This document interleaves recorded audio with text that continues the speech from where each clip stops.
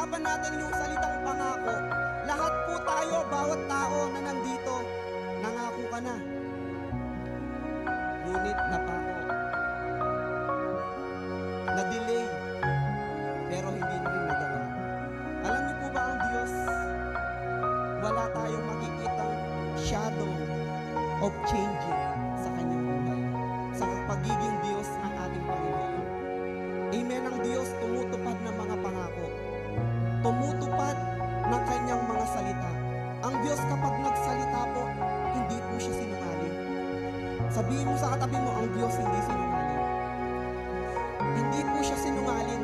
Lahat ng pinangako niya, sa bawat isa, tutuparin niya.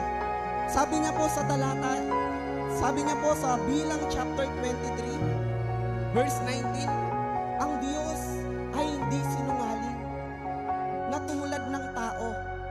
Ano man sabihin niya, kanyang gagawin.